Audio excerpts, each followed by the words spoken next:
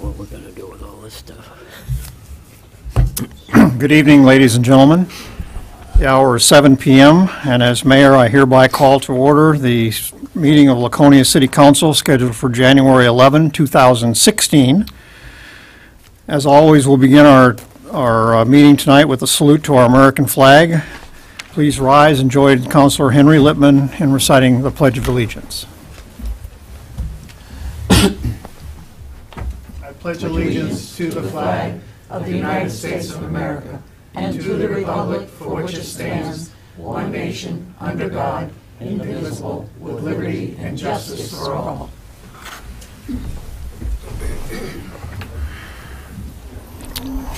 For the record, the minutes to tonight's meeting are being kept by City Clerk Mary Reynolds, and I would ask her to please call the roll. Councilor Doyle. Here. Councilor Lippman. Present. Councilor Bear. Present. Councilor Hamel. Here. Councilor Baldwin. Here. Presiding Mayor Edward. Present. Let the record show that 5 of 6 councilors are present tonight. A quorum has been established. Our first order of regular business is acceptance of minutes. Tonight we're talking about both regular and non-public minutes for our meeting on December 28th. Those minutes are in your packet, starting on page 5. And the minutes were distributed by the clerk on December 29th. There were no corrections received at her office. So I would ask at this point in time if there are any corrections to be made or amendments to the minutes to be suggested. If not, I will declare the minutes to both meetings on December 29, 2015 to be accepted as distributed.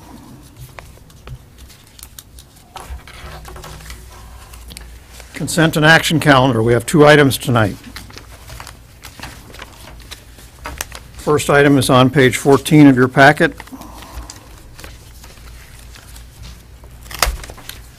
And that is a request from the National Multiple Sclerosis Society to use O-Pee-Chee Park and parking lot on September 17, 2016 from 7:30 a.m. to 2 p.m. for the Walk MS Laconia 2016 charity event. A motion would be in order to approve this request. So move. Moved by Councilor Bullock. Is there a second? Seconded by Councilor Doyle. Any discussion? Okay, we'll go to a vote then on the application to use O-Pee-Chee Park for the National Multiple Sclerosis Society. All those in favor, please raise a hand. We have 5 votes in the affirmative, and that request is approved. Next up is a request from the Lakes Region Sled Dog Club, and I believe that's on page 19 of your packet. And this is a request made annually by the Sled Dog Club to waive license, vendor, and loudspeaker fees for the February 12th to 14th, 2016 Sled Dog event. So move. Motion to accept that request is made by Councilor Bolduc, seconded by Councilor Hamel. Any discussion? All those in favor of this request to waive fees for the Lakes Region Sled Dog Club, please raise a hand. We have 5 votes in the affirmative, and that request is also approved. Next up is citizen comments for matters not on the agenda. This is the appropriate time in the meeting for anyone who has joined us tonight who wishes to speak to the council about any matter that is not anywhere on tonight's agenda. Is there anyone in our audience that meets that description tonight? No? Okay. We have no interviews, no communications, public input. Councilors, I would refer you to page 21 in your packet.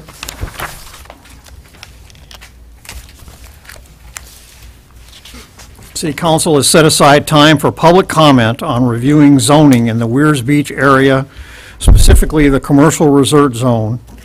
Public input is encouraged at the council meetings tonight, also on January 25th, on February 8, and February 22. Written comments will also be accepted. Letters were sent from the city manager's office on December 17, 2015, notifying property owners with significant amounts of land and frontage on Route 11B and Route 3 between what you would probably recall as the Surf Coaster property, ex-Surf Coaster property on Endicott Street East, down to the Meredith Town line in that corridor. There were approximately 25 letters sent out specifically, although anyone is welcome to comment to the City Council at any of these 4 meetings. So what we're doing here, just to summarize, is for the next 4 meetings, we're going to have on the agenda this item. And the idea is for anyone with any interest whatever in the commercial resort zone who wishes to offer comment to the City Council about zoning, current, proposed, wishful, whatever, to make that presentation. And this is so the council can better organize its thoughts and priorities in terms of making a follow-up recommendation to the planning board for study of zoning changes to the Weirs area.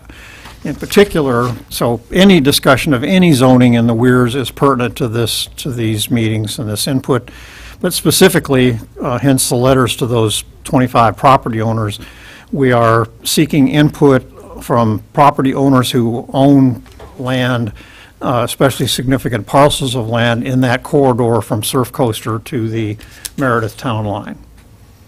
And tonight, for the council, we have distributed a table of uses to you. I'd keep this handy so we don't have to do this at every meeting, but you will see going through the tables there, just to the right of the uses is the CR zone, and that will tell you for that chart going through all the possible uses which are permitted in the commercial residential, commercial resort area, which are not permitted, and which are allowed by special exception.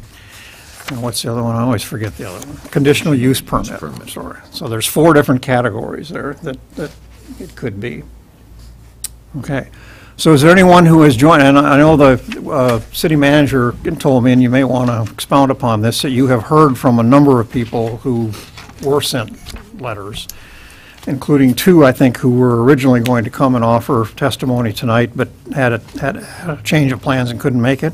Yes, we had 2 that were scheduled. We didn't require people to sign up, but just to try to balance out the speakers, we were just trying to keep track of who may be intending to come on any given night, just for, again, trying to keep the meetings manageable. We had 2 tonight. One had a property emergency with a property they owned out of Mass, and the other one was coming up from Mass and is going to offer written comments instead of making the drive up here on a cold winter night.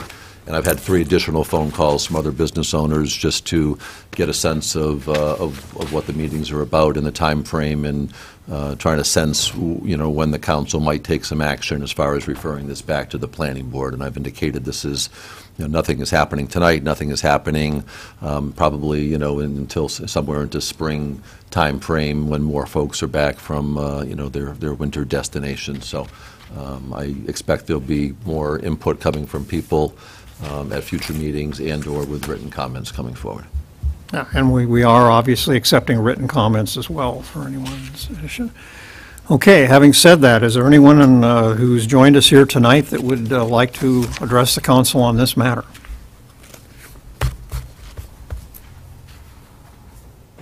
I see somebody moving, Mr. St. Clair. I got to get my keys anyway, so. Oh, you just... I guess I missed something there. So you said there are people later in the spring that would want to comment on this. Would they still be able to, or no? There won't be any public hearings after this for 4 meetings, correct? Well, just to review quickly, a year ago, I don't remember exact date, but we referred the matter after the discussion we had in 2014 about the zoning on Weirs Boulevard issue with regard to that one piece of property. We referred the matter to the planning board for study and recommendation.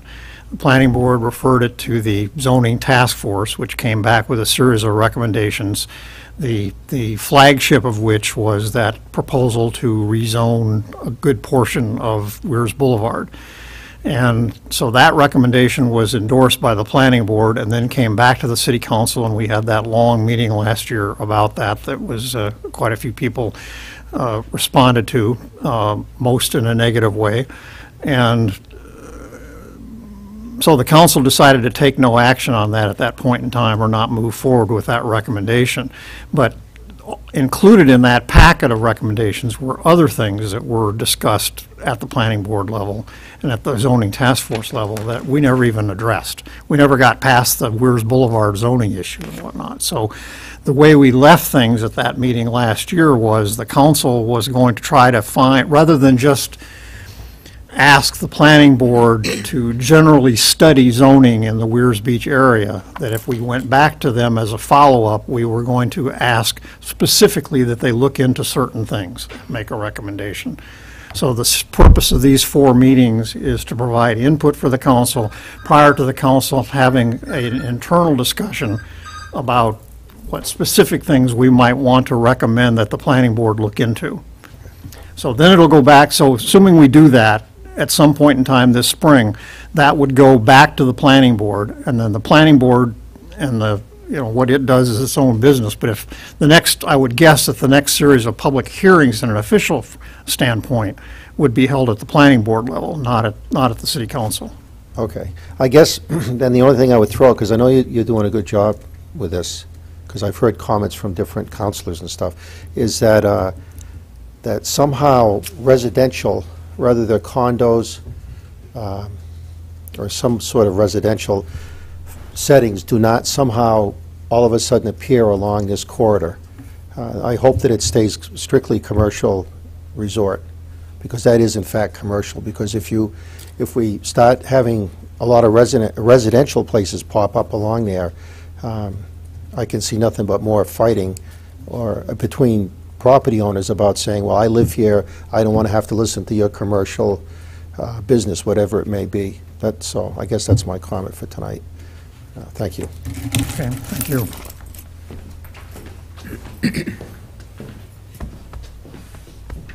Anyone else? That's it? Okay, I guess that's it for tonight then. So the opportunity will be the same at our next meeting in January, and would invite anyone who has an interest in this subject to encourage others to offer their opinions and come to one of the next 3 city council meetings to voice those opinions. Presentations, we have none tonight. Mayor's report. The other one, public hearing. Hearing. We have another public hearing. Oh, I'm sorry, public hearing. Got so much scribbling on my sheet here. Okay. Public hearing, page 23 in your packets. We have a public hearing tonight on the acceptance and expanding grant on behalf of the city in the amount of $19,536.30 for Laconia DWI patrols. Again, page 23 in your packet. Notice of this public hearing for a resolution relative to acceptance and expanding grant on behalf of the city in the amount of $19,956.30 for Laconia DWI patrols was made in the Wednesday, December 30th, 2015 edition of the Laconia Daily Sun. It was also posted at City Hall, the Gale Memorial Library, the Laconia Community Center, and the offices of the Laconia School District. So I will declare this hearing open at 7:16 p.m. and invite anyone to testify who wishes to address the council on the acceptance of this $19,956.30 grant. Mr. Tardif. Oh.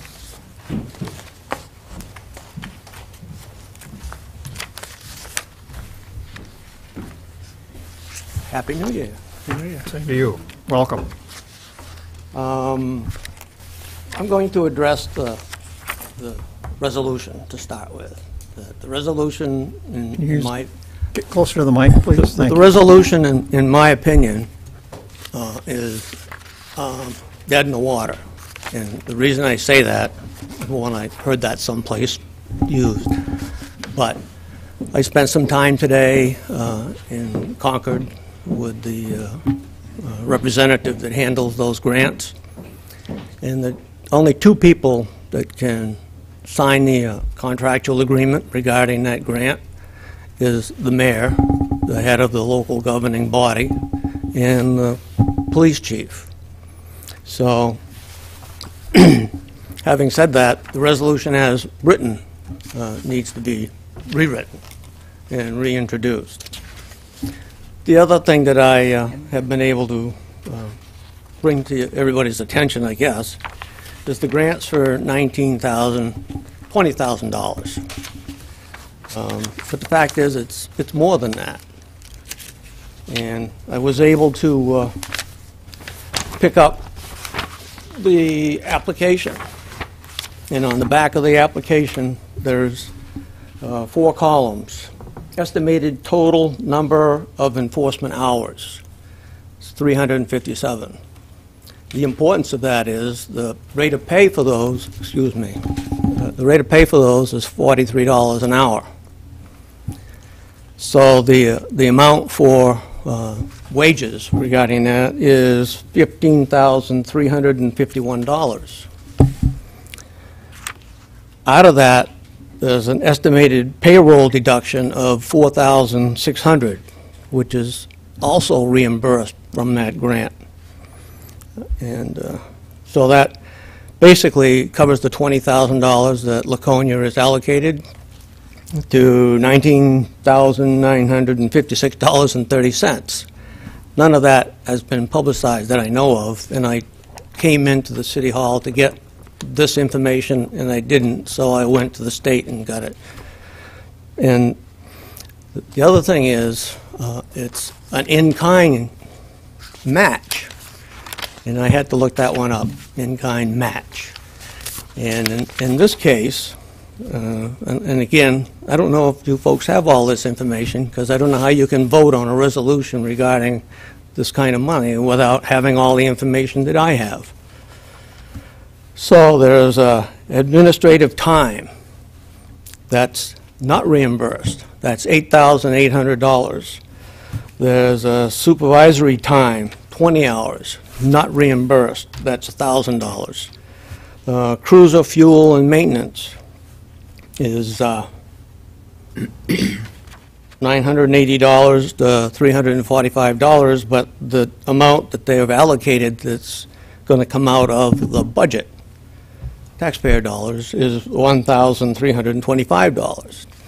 And that's all important when you're voting an appropriation. The other point that I want to bring to your attention is that the grant is going to money when I believe you'll ultimately do a proper resolution and have all the information, and we'll approve it. So I'm not against the purpose. I'm back here with procedure. Assuming the award of the grant takes place, then the application is filled in accordingly, is December 16th of 2015. That's gone. January 2nd of 16, that's gone. So this is going to be utilized, or it's recommended by the grant allocation for August 19th and September 5th of 2016. You don't have a budget then. So we'll get to do it, but it's in the 16-17 budget, is it not? Because you're in the 15-16 budget now. So you're doing a resolution, and it's not even an appropriation. The other point is this grant never gets deposited in the general fund. Never. Because that's one of the conditions. Specifically, to contact the treasurer. So, I know you're not the treasurer, but contact the treasurer to ensure that it never gets deposited into the general fund. So what you're talking about, is a term that I don't care for, is an off-budget account. It doesn't get audited during the city audit. It doesn't get into the general fund. So while they're doing this whenever they get to do it, and putting out that $8,000 of city money, or paying the police officers, which they deserve to get paid for the time they work, How do they get paid? Because it's a reimbursement. You won't get reimbursed until you do the work. So they're going to be drawing taxpayer dollars to pay the officers. So you say, well, it's okay because it's going to be offset by the reimbursement. But it's not. You're paying out of the general fund, reimbursing it to an account that the police chief, who knows more about that than I do, directly to him. And this Laconia's police chief is not unique. All of these funds, by any town who accepts the allocation and applies for it, the money gets deposited even in the town and not in their general fund. There's problems here, I think, that need a legal review by the city attorney, city solicitor, and a little talk with the attorney general. What is the police chief going to do with the money? It's in his private account, off-budget account. I assume, I don't know where it is. Anybody have a clue? Councilor Lippman? So, in terms of a couple things here, on the matter of who can sign for it, that's a technical thing that I guess we should come to concurrence on. The in-kind stuff is not an increase in budgetary authority. It's basically an allocation of what the police department already is trying to do, which is enforcement, and they're getting some extra money, if you will, by way of this grant to enforce it. So the administration and all the things that you cited are things that are going to exist one way or the other. It's just whether we use it for the purposes of supervising and overseeing DWI versus another purpose. So I think we're okay there. But I do, I think you raise a couple good questions here that we can chase down. And with respect to the accounting aspect of it, the police chief, as I understand it, doesn't have any account under his control.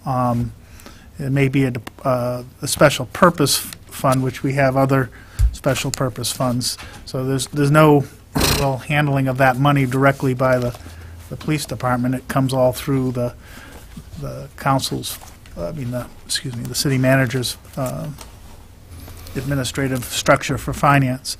But if it can't be used until September or August, we have some time to. At this point, we have some time to, take our time to get it right. I don't know half about accounting and business as you do, but I did pull the full application, and it specifically says that the supervisory of those DWI patrols can't be paid from the grant. Right. Can't be paid from the grant. Right. The money is appropriated, will be appropriated, and is currently appropriated. They have an overtime line item. So they're going to be decreasing that overtime line item, and that's okay. But the officers who are working are going to be paid by the general fund. And the grant specifically says, which is unusual, does not get deposited into the general fund. I agree with you with there's other grants that say similar, but what they say is the treasurer shall establish an account. And it's not off budget, it's a line item account. Sure. But this doesn't say that. And I specifically went down to find out, because I hate to stand up and then eat crow. I don't like that. And so I'm really here to say, you can do it. Just do it the right way and follow the grant. The grant from the state, the field rep is very cooperative and accepts the chief or his designee to go down and find out what I found out and just do it right. It's not hard to do it right. And you're interested, if I may. Sure. That's contact person. And wherever you send it to committee. I think I had a lot to say, but I hate to use up more than the 2 minutes, so the red light comes on. And there's one point I'd like to make is when I came into the city to find out about this, there was a set of minutes from the Laconia's Highway Safety Commission. And I think they think you're a member. I am but, a member. But you can't be a member, because a member is not a member of the city council, as far as I knew. But my point really is that I didn't think it really had anything to do with what I was asking for, because the commission, if you're on it or not on it, has no power to bind the city in any way, shape, or form. So they can't give the chief approval to apply for a grant. Because it's, in this case here, this grant is going to, in essence, if you vote it, consume tax dollars. Not a lot of it, because most of it's going to be reimbursed, but it is going to encumber money. So as I understand highway, Go ahead. So I don't think you should table it. I think you should just drop it, send it wherever you're going to send it, and start over, and let the chief do what he does best, and go down and talk to them, and come back and do it right. Thank you. You want to finish the thought? So just on the highway, I'm participating there not as a counselor, but in a role. They need someone from healthcare, and then I think the role of the is to make a recommendation, not to decide. So just in terms of that piece, but I think your points of making sure we get all the I's dotted and T's crossed, accept that constructive suggestion, and recommend we work with the manager and the chief to make sure we get all those things done. Anyone else want to address this topic tonight?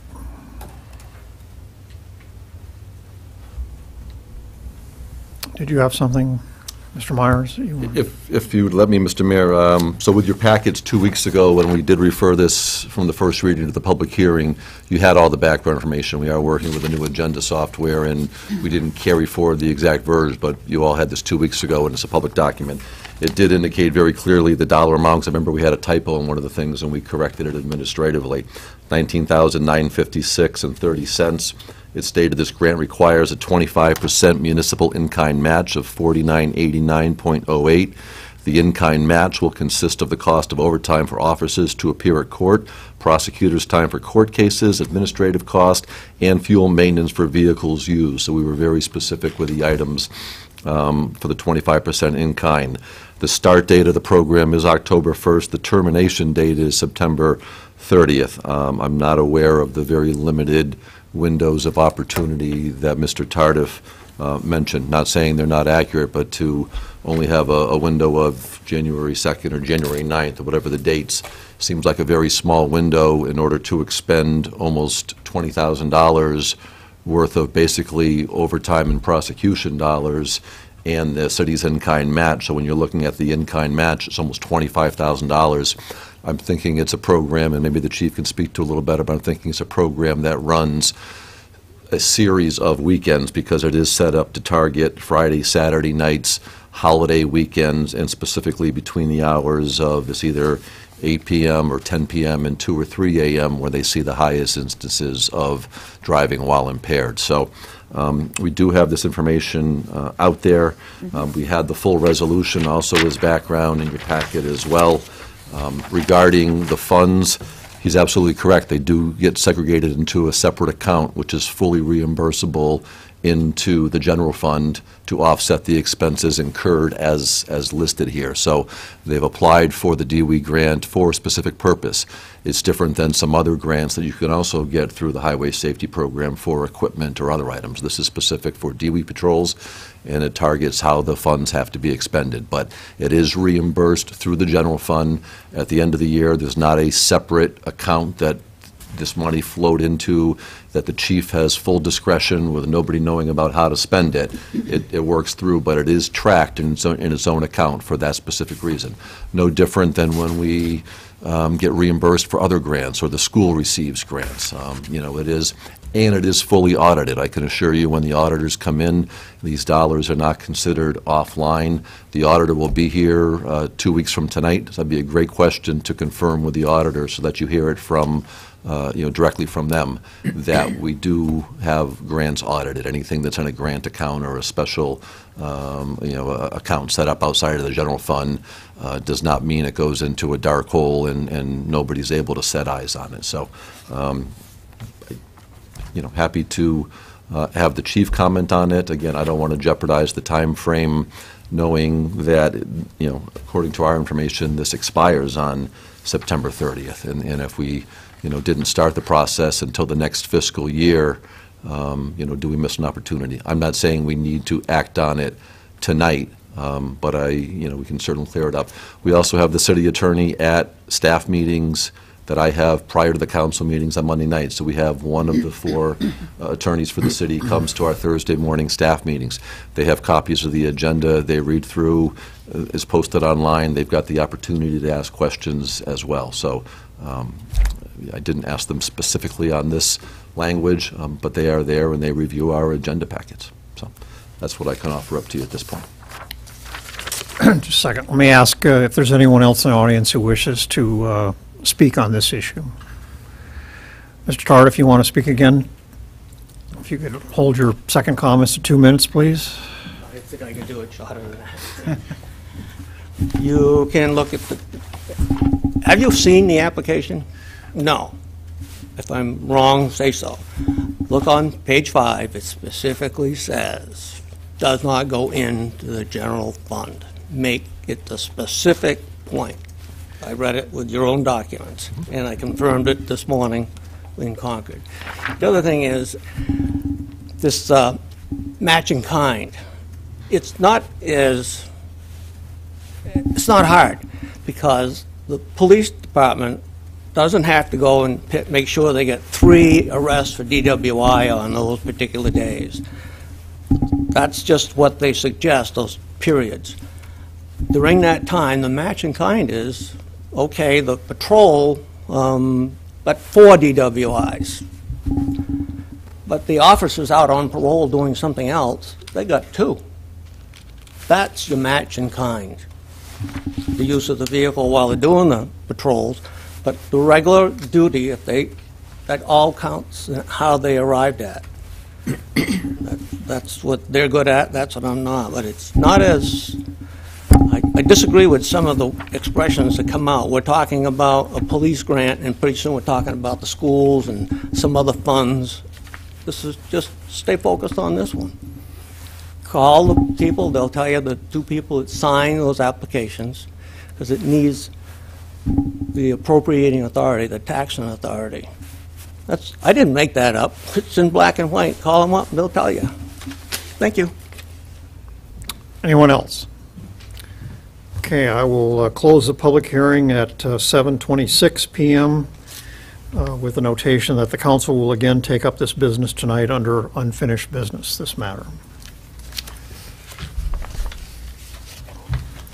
Is it me or is it cold? Councilor Bear is cold. Turn the heat up. We were expecting a big crowd for the weird conversation. Yes, I know. It says there's a 71 over here. It's not. It's not. Thank you. There we go. I'll leave this one. Thank you. Okay, now we'll go on to mayor's report, and a couple of things. One, I'd like to mention that I had the privilege late last week of stopping by the clerk's office and getting a first-hand look at the result of the appropriation that we made late last year to have the city records updated. And the first books are back from the vendor that was charged with updating the books from the early years of the town, and then city detailing births, deaths, and marriages. And that's pretty spectacular, and I would recommend that everybody on council stop by at their opportunity, and I'm sure Ms. Reynolds would be happy to show them to you. So we now have the updated and restored records dating up to 1946 of all births, deaths, and marriages. And they're now, each individual page is in a plastic enclosed sheet and to keep it away from the elements and whatnot. And I guess the most amazing thing is they were, as she detailed us when we were talking about the appropriation, they have restored the writing through some sort of chemical process, so you can very easily see legible all the information, and handwritten, of course, in those ledgers of every birth, every death, and every marriage recorded in those early years. So that's quite a piece of history we have now in the clerk's office. The other thing while I was there that's not terribly related to this was very interesting was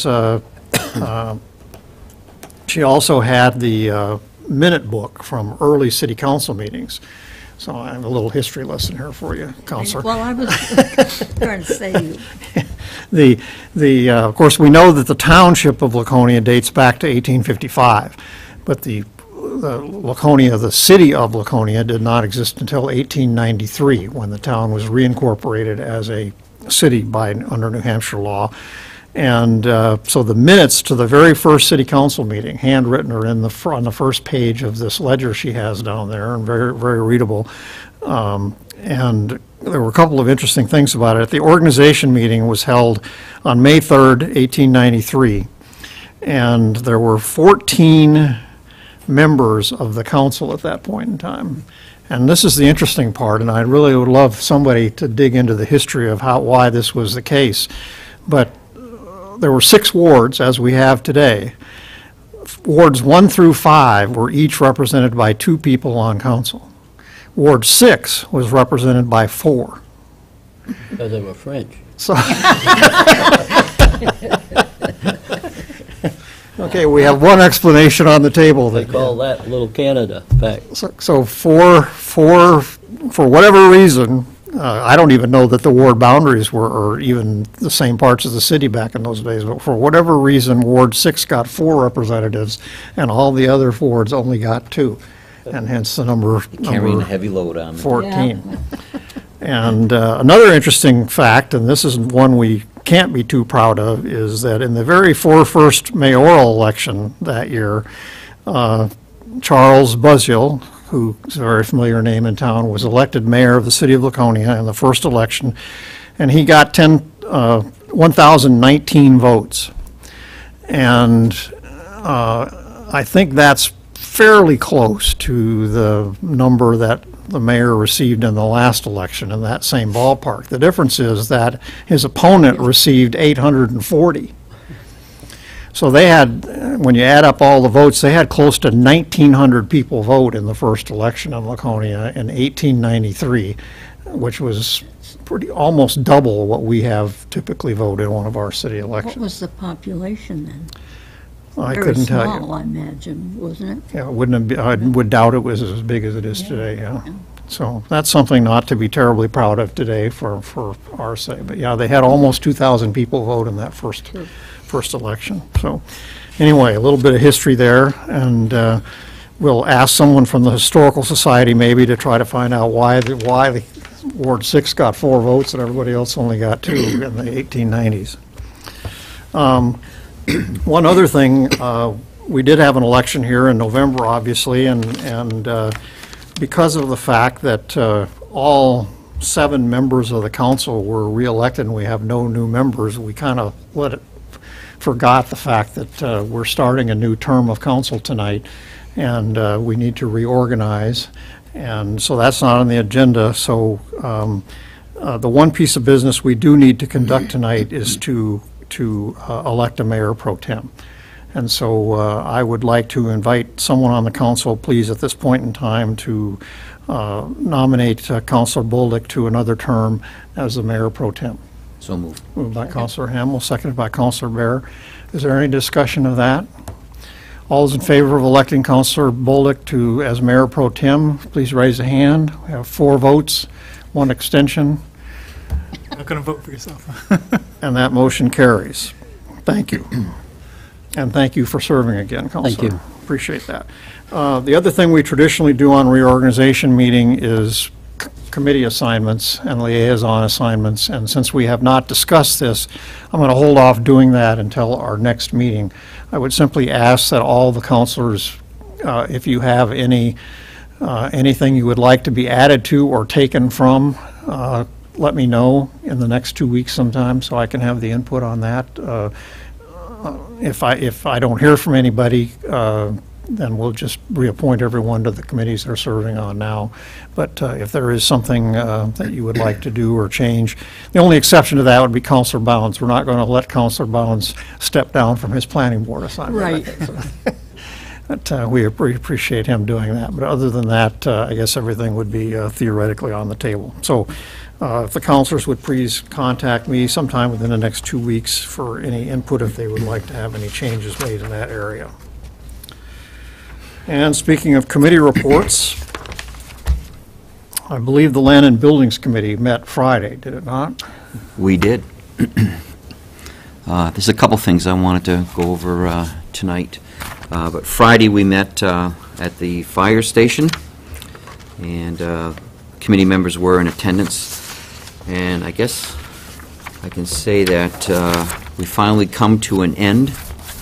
The committee will not be meeting again other than probably once more, probably just before a council meeting, to probably finalize the financials on it. But the construction is pretty much 99% done. It's a punch list item thing right now. All construction is done. They're going around. Contractor has left the scene. There's one left. One person. One person. He has been the foreman of the job for the whole time. His name is Mike. I can't remember his last name. I wish I could. But he's been an outstanding foreman for the project. Kept the things going, and even with some of the challenging problems we ran into, he made things come out good at the end. But we finalized what bills we could the other night, and right now we are with, we do have some retention. What the heck is that?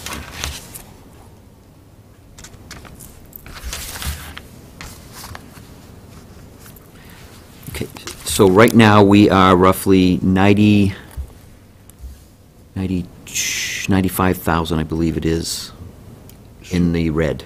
That's what I thought. The project was roughly 4.4 million. We had a contingency of 50,000, which was very light. The architect worked that into the project. Should have been more. We did have some challenges. We still have credits coming from, hopefully, Public Service Company, or Eversource, whatever they're called now. We have a couple of rebates that we're working on that'll come back and offset that number, and we have a couple of allowances that'll be settled in our favor as well on at least one, maybe two line items to come in. Right. So it's hard to say what the allowance, the credit from Eversource is going to be, but what's being thrown out there is somewhere between 20 and 30. That's the ballpark In that we're that talking area. about now. And then with some of the credits coming back, we probably will be down roughly probably $60,000 area in that range. But the like I said, the project is done, and the building came out really nice. It's a beautiful building. It should last a long time. Shouldn't be any more need for making it bigger. They have plenty of office space, plenty of living space. The bays are adequate, and they have training space. So we should be all set with that. So understanding the numbers, realizing that the numbers are not completely finalized, the best guess is we're going to be something in the neighborhood of $60,000 over budget by the time the last dime is counted? In that area, I would say. And that includes the contingency in the budget? That's Correct. gone. Correct. Okay. Yep. We had a few surprises in some of the renovations of the older part of the building, the existing building, including some asbestos that was found as recently as in the last 3 or 4 weeks up in what was the training room and the kitchen area. There was some mastic on some bulletin boards. There was tiles in a closet. As you recall, we had some unsuitable soil material right out of the gate first thing, where some of the foundations for the houses that were part of the project that were taken down back in the 2005 timeframe. Looks like they were just filled in and left there. And then we had one oil-water separator that was buried that didn't meet today's standards for EPA and how we treat runoff water, especially with the vehicles going there.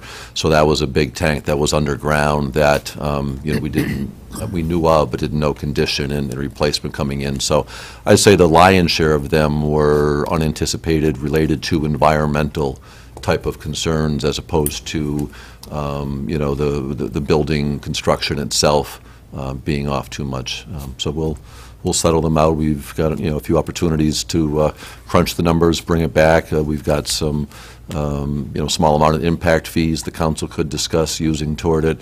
We've got some money and some carry forwards and an environmental line item. We want to see where the rebates come back on the energy efficiency. So we'll be tallying that up. The rebates could be a 4 to 6 to 8 week process. So I'm not saying necessarily by the end of January we'll have that number, but we certainly know the funds are available, and we'll get our application in and get a handle on that as quickly as we can. Okay, any other committee business? Yeah, I want to bring up about the parking garage. I got a hold of Paul Monahan today, and just to kind of ask him, because at our last meeting, we asked them to go in and remove some of that material so that Du Bois and King can go in and give us a better estimate. And Paul told me today that they finished in Pat Wood's office, because it's empty, so they were able to go in and remove the material from the ceiling, and Du Bois and King went in there and did what they needed to do. So that part of that one is done, and next Monday and Tuesday they made arrangements to go into the back side of the soda shop. They need to be in there for 2 days to do the same thing. There's a couple guys that are doing it. It's pretty labor intensive to try and scrape that off, but they are getting the job done. They've been working very hard at this. This is to determine the integrity of the cement slab that forms the Yes, ceiling? that and also whatever corrosive is around the beams that are in there. Evidently, the one in the soda shop is going to give them a good idea. There's drains that are actually following the steel beams, the columns there. So they'll have an idea of once they get that material off, what kind of conditions those pipes are in and that kind of thing. So they will be in there Monday, Tuesday. Once they get that done, Paul said they'll be at least pretty close 1/3 to a half done of what they need to do. There's some other areas in the Grace Capital Church that they're going to have to go into and do the same thing. But once they get that all done, then they feel Du Bois and King can probably within probably a 4 to 6 week period come back and give us a much closer estimate than what we have right now. So that's kind of where they are 4 right to now. 6 weeks from tonight? Well, After complete. probably towards the end of February. It's kind of middle to the end of February is what they're looking at. So probably you ought to pass that word on to the owner and the prospective buyer. I've made them aware of the schedule that we're following, and obviously the owner has worked with us to gain permission to go into the existing office space, so they're aware that our staff is in there doing it. I'm a little bit more optimistic. I think some of those numbers may come by the first week in February as opposed to the latter part of February, but so I do know that Du Bois and King has been over and monitoring the work, and in some cases has said, we've opened up enough of a section, we can make an assumption, that it carries forward a little bit. So we're not removing every, ounce of material that's there, but we're doing enough to make reasonable assumptions. So I would think by the first week in February, we should have some numbers. I've also been in contact with the owners and the owner's representative in the sale, as well as the folks from Genesis, and we're coordinating a meeting just to get together and talk about ownership type of issues and what people's needs are now and going forward if the property changes hand for redevelopment and things like elevators, and how we can share some resources to help minimize some of the cost of the repairs going forward, but how we can be economical, with expense going beyond that with the project. So the repairs being one thing, but what enhancements that either side, the public or the private side, has to make, how we can look at are there some shared assets that could benefit both that we can work collectively on. So that meeting is taking place toward the end of January around everyone's schedules. So that's kind of the rough update on that. Okay. So when we hear anything more, we'll keep the council informed. Thank you. Liaison reports. Anything in that area tonight? Oh, okay. Next up is citizen request to comment on current agenda items. This is the point in our agenda where anyone who is in our audience tonight is welcome to address the council on any matter that is somewhere on tonight's agenda. Mr. St. Clair. Thank you. I'm just, because I'm scared that it'll be something I want to speak on, but I won't be able to, the boardwalk policy. Could you just tell me what that's about? It's just codifying, if you will, what we talked about last meeting. There's no change. Okay, It's just putting it, formalizing okay. what Because we I know talked once I go and sit down, I can't say a word. So formalizing what we talked about at the last meeting. I just wanted to be sure. Okay. That's fair, isn't it? Absolutely. Thank you very much. Okay. Anyone else?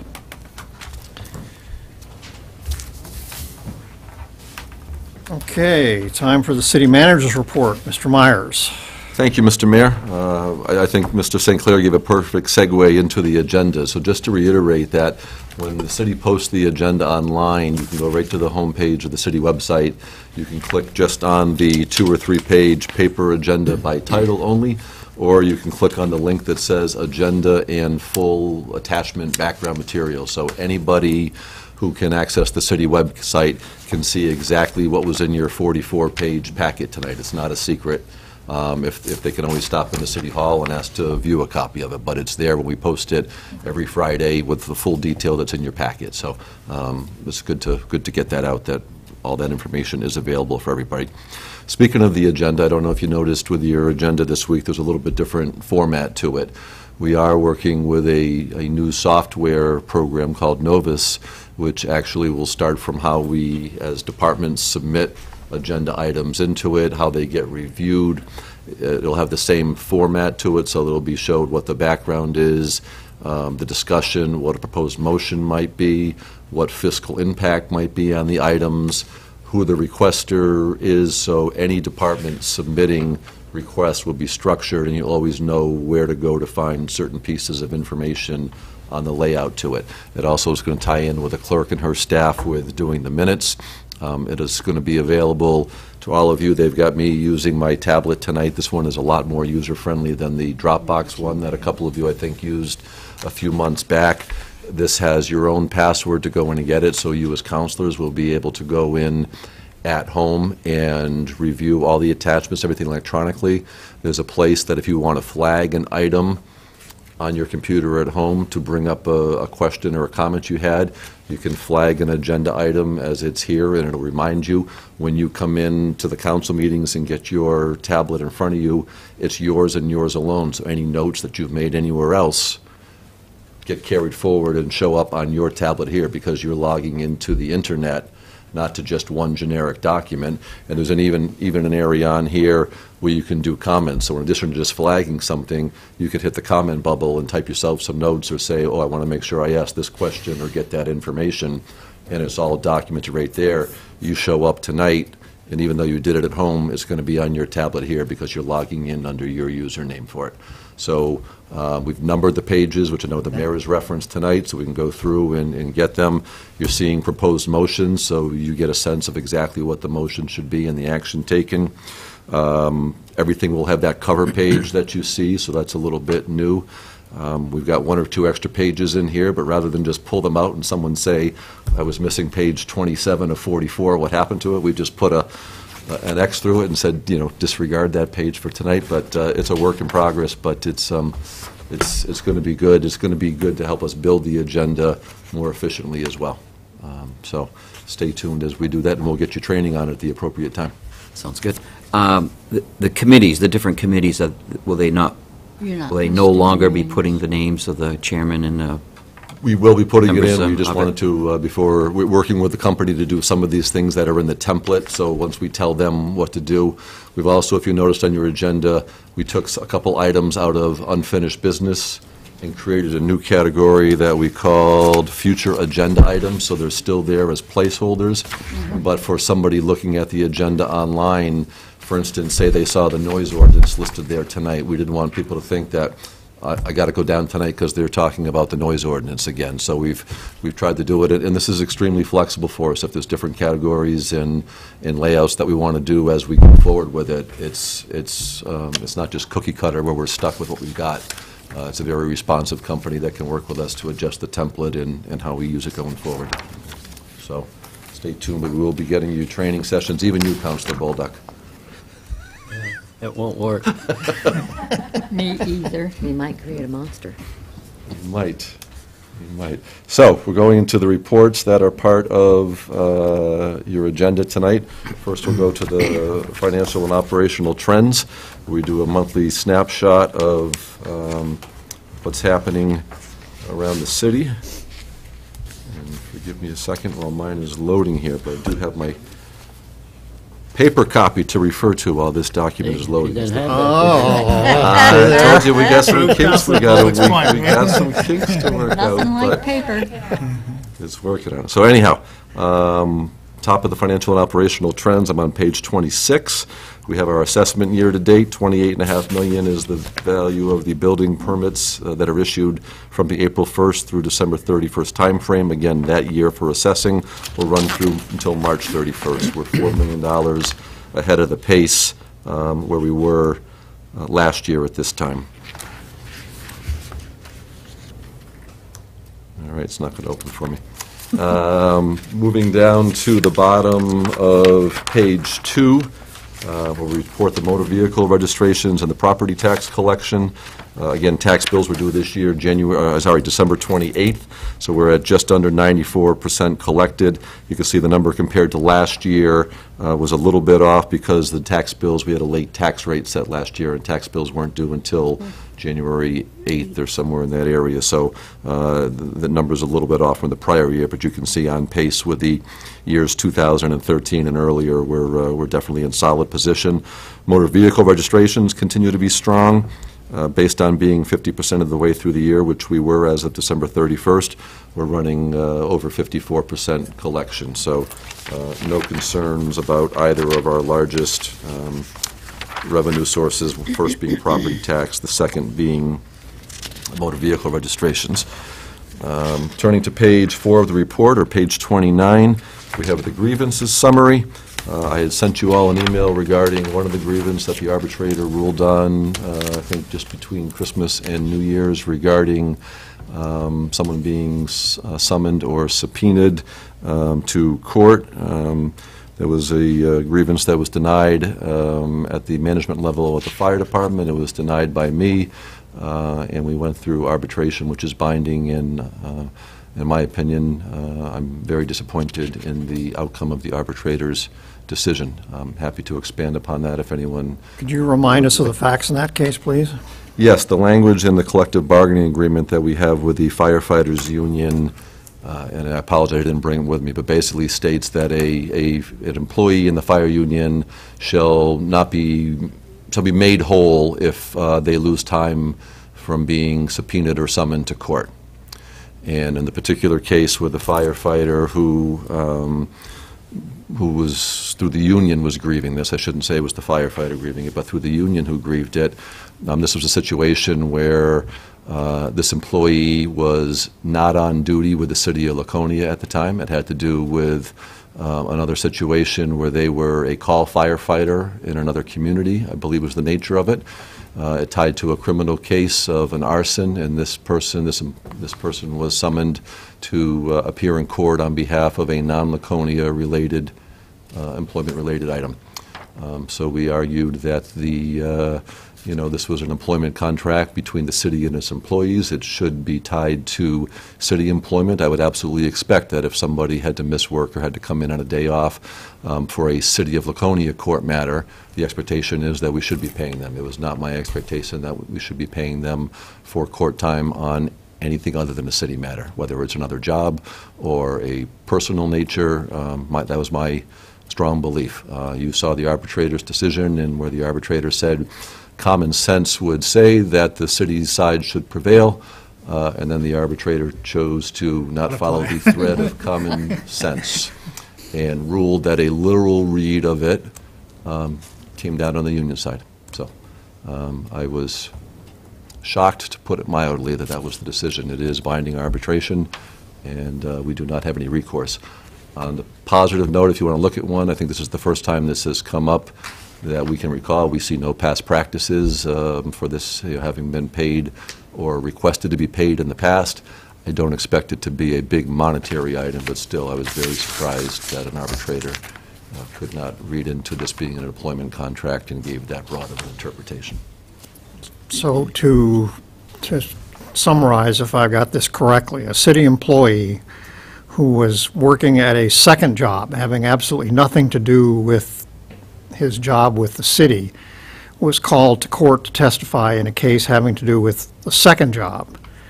And the day that he missed in work, we ended up paying for as the taxpayers of Laconia. That's correct. Yeah.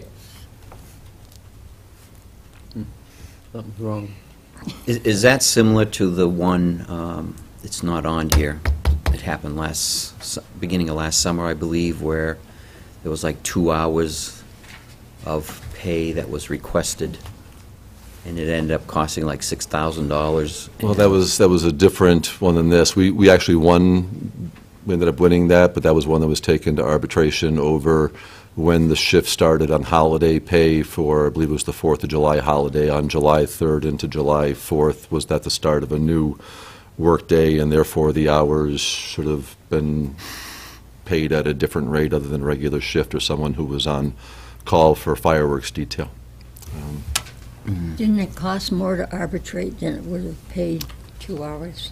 Some of these do, but then if you accept it, then you've set a past practice and a precedent. So over the long term, could that end up costing us more? And the answer is yes. Ultimately, if you had to pay that out, whether it happened on a scheduled time for 4th of July or any of the other holidays on how the clock may get started. Yeah. We do have recalls from time to time for police or fire, so that was one that was worth, I believe, sticking to our guns on, so to speak.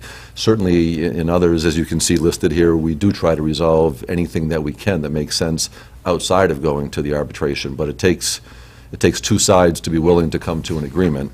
If one side chooses to not accept and want to go to arbitration, then that's the route we have to go. It's in the grievance process.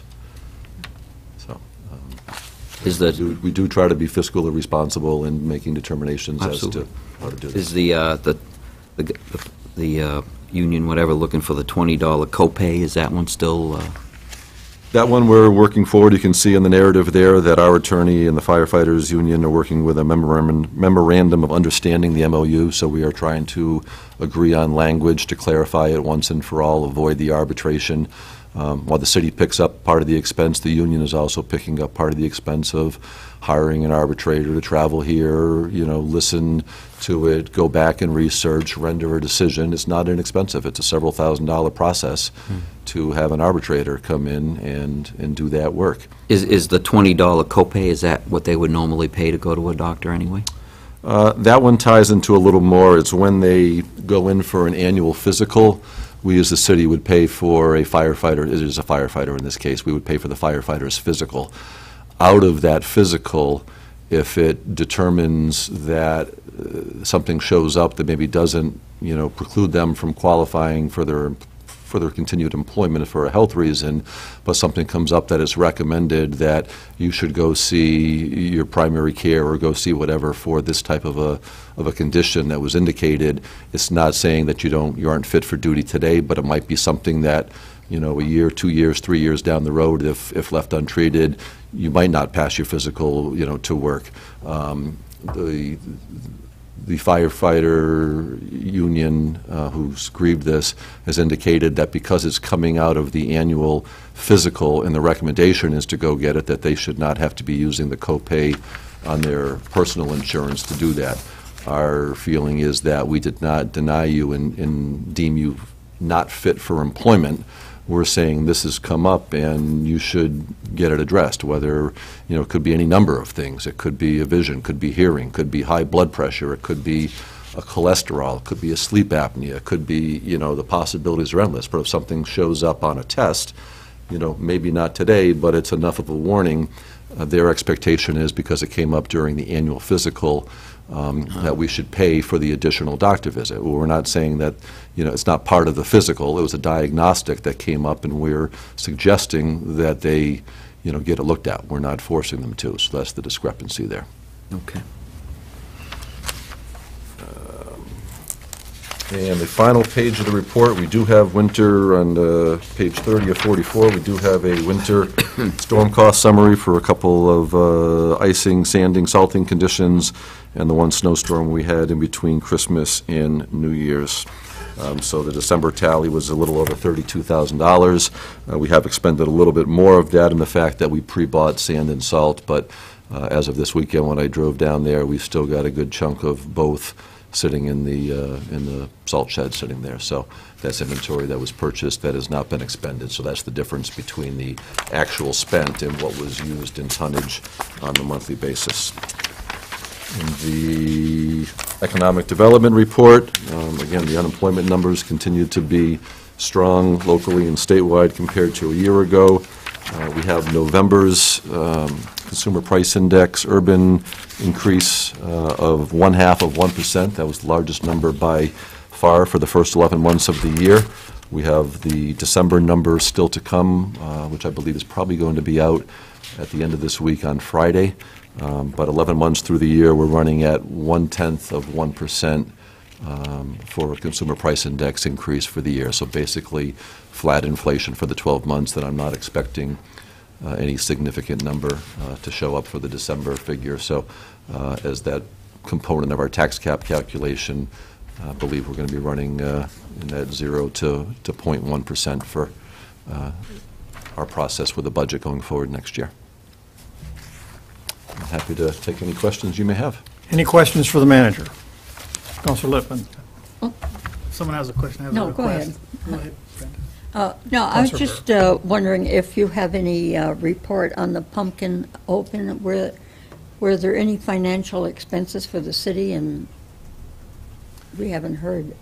We do. We're still kind of finalizing, and it being a transition year, there's a few things in the works, so I'm going to kind of talk about it in some broad numbers. But back in May, maybe even April time frame, when the festival was first announced to be coming here, with the three primary departments who were involved, police, fire, and public works, we worked up some draft budgets for the Let It Shine organizers going forward, so that they could plan some budgets over the expense. I think collectively across the three departments, police estimate, I don't have the numbers in front of me, was around $27,000. The fire was, I want to say, around $7,000 for extra fire crew and ambulance, and public works would have been somewhere about $6,000-7,000, and that was going to be for some of the road closure set up in putting out the barrels for recycling and trash, emptying those during the course of the day, and having some remote sites for the dumpsters for trash, so that we could deposit the trash in areas outside of the downtown central. Nothing to do with the pumpkin collection dumpsters, which they were trying to use for, more organic matters and separating from the trash. So altogether, I think our city budgets were proposed in that $41,000 range. The actuals came in at $44,000, so we were very close with it, and actually a big component of it was unexpected, and it had to do with some of the lighting on the scaffolding for the pumpkin tower going on. A lot of the lights were outdated and didn't meet code and/or needed some significant wiring, so a good chunk of that was an outside electrical contractor that City Public Works crews really stepped up in and assisted and organized in, got those lights functional for that day, which was, one of the real big draws. If you saw it lit up at nighttime, it needed to be done. So that's really where where we were kind of off on our budget, and all things considered, we were pretty much spot on for, doing something in April and estimating that we hadn't done yet. So that's what we ended up billing out. Can't speak for the chamber and or the festival organizer. I do know at this time that the bills for the city are still outstanding. They have not been paid, but it's my understanding that all other expenses have been paid toward it. We're having discussions with the organizers and the chamber about some of the assets that actually were left here in the city, and we're putting firm numbers to what is here now that's going to be some avoided expense in years going forward. So some of the A-frame, some of the scaffolding, the boards, there's some merchandise that wasn't sold that is out and available.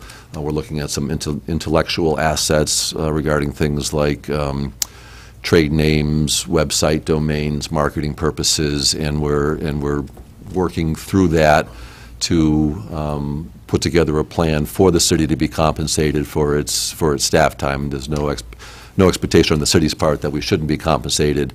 It may be something that we structure over a couple of year period, that in exchange for accepting these assets, which will either be needed to be purchased or leased in order to do the event next year, that will work out an arrangement with the chamber to, in essence, get paid in arrears for use of what would be city assets. So my understanding is the chamber is whole, give or take, within, I think, $1,500, and I forget if it was $1,500 to the good or $1,500 short. So the chamber is good.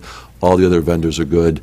We're working through the intellectual and the physical assets to offset the outstanding bills we have and determine the best approach so that the city is made whole on those, but it's not going to be in a one-year time frame, more than likely. And as we flush through these details, we'll be happy to bring them to you. So did the vendor fees went to the chamber, is that correct?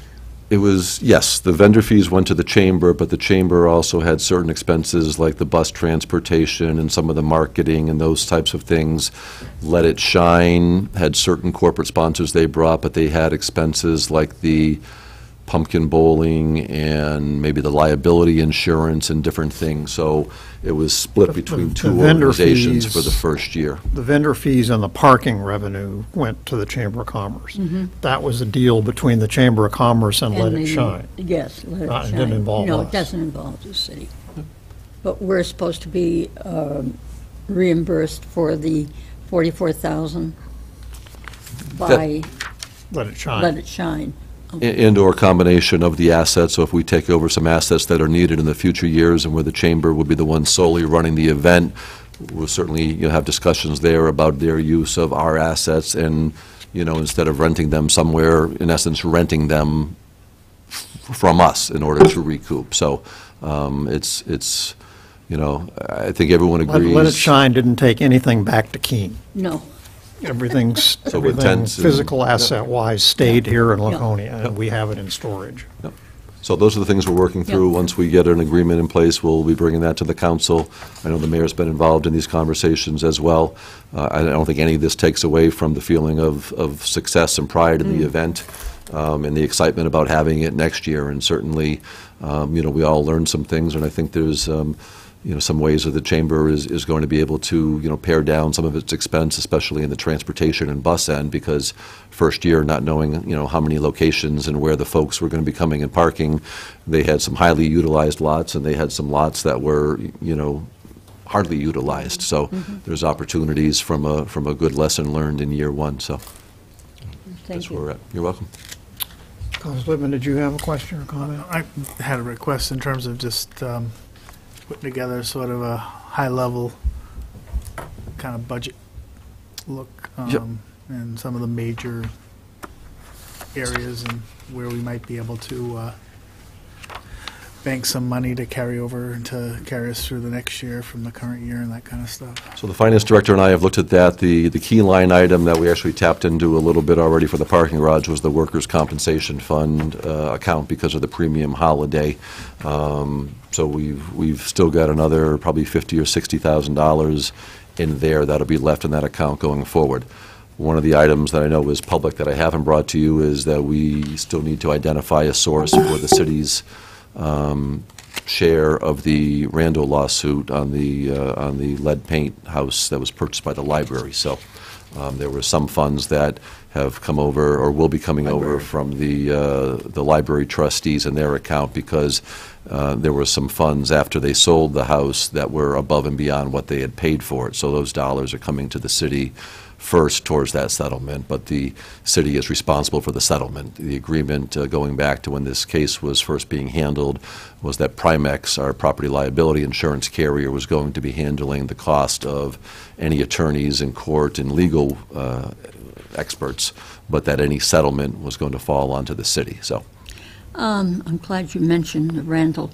I noticed in the expense report that we got just the other day, in the legal, there was a payout of $125,000 or somewhere. Why is that out of the legal fee? Was that the legal fee or the payout? And That was why the- did it, if it was the payout, why did it come out of the legal account? well, we didn't have an exact account. So what Councilor Bear is speaking to is she gets a copy of the monthly financials, and this was something that we settled on, I'm assuming, in November or December. Yeah. So we were required to pay the $125,000 settlement. So about 63,000 ballpark numbers coming from the trust fund of the library toward that. But the city still needs to identify an account number where the remainder of those funds are going to be paid. So we created a line item because we did cut that check Yeah. because we needed to, and now we need to figure out where the funds are going to come in a transfer. So we didn't have a line item in the budget for litigation settlement. Excuse me. So it's a placeholder. We'll offset it by the funds that come in from the library trust account, not the library operating budget.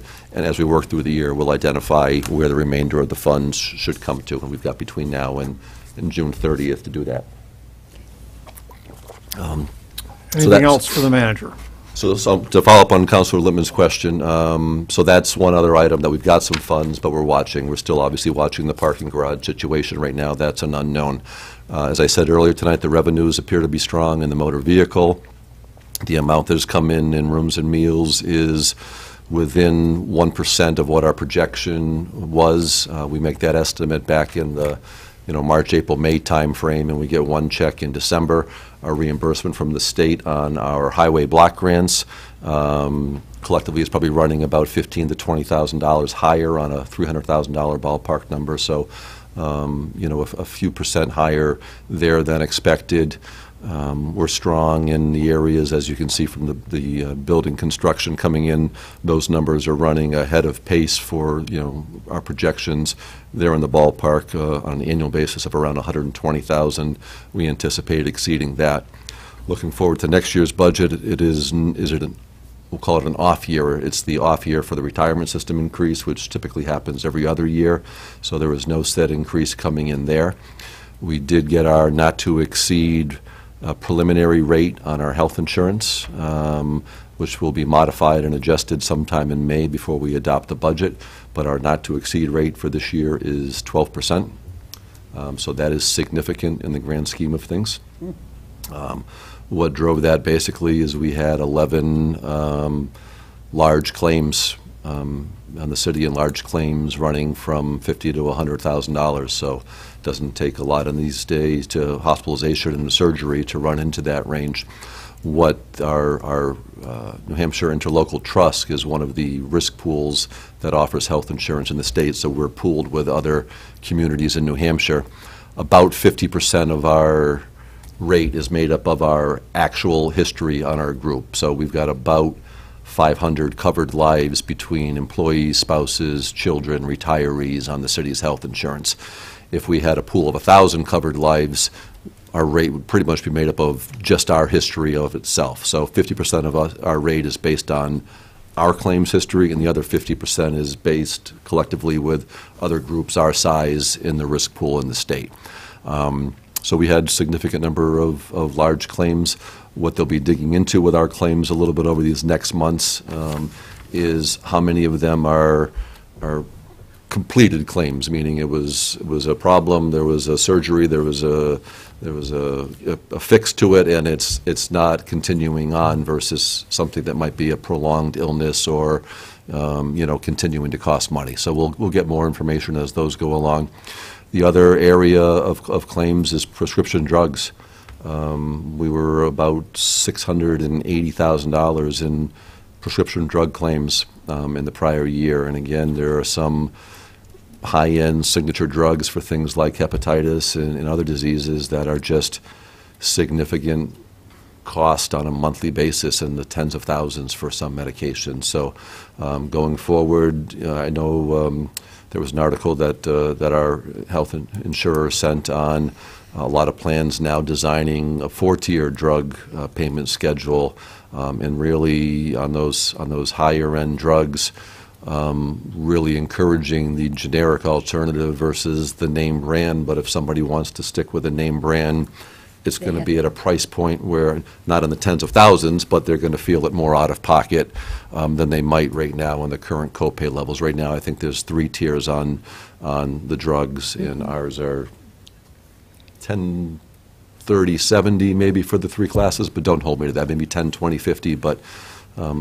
somewhere in that general area. It's also a savings if you go through mail order. Yeah, so on some of the maintenance drugs and doing so. So these are some of the things, but that's definitely going to be a driver, in the budget going forward. As far as other areas to save, most of the operating budgets are fairly much spot on with where we've done.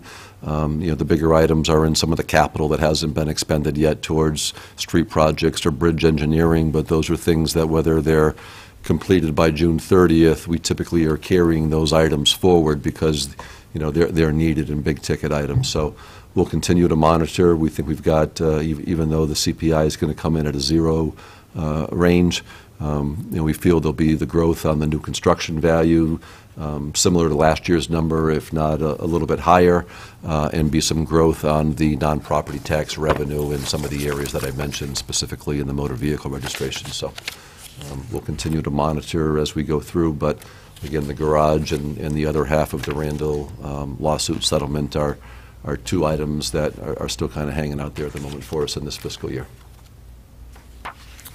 On the health insurance front, it's very informational.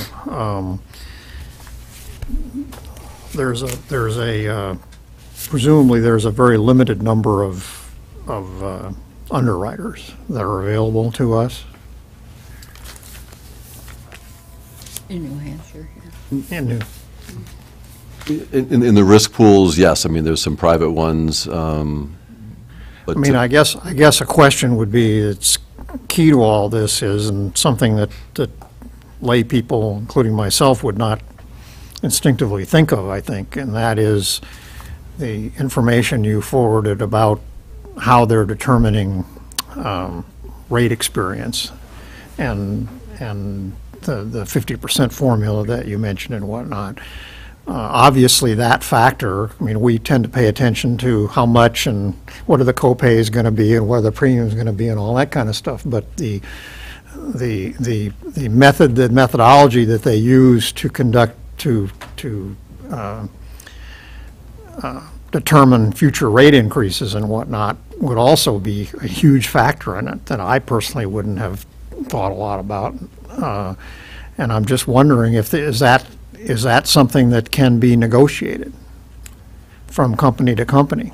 About what kind of pool are we going to be in? Because obviously, if we were in a pool with every municipal employee in the state of New Hampshire, and we had a bad year, or Dover had a bad year, it would be mitigated by the experience of everybody else, and we wouldn't be facing issues like this, as opposed to 50% of our experience being rated on a relatively small pool.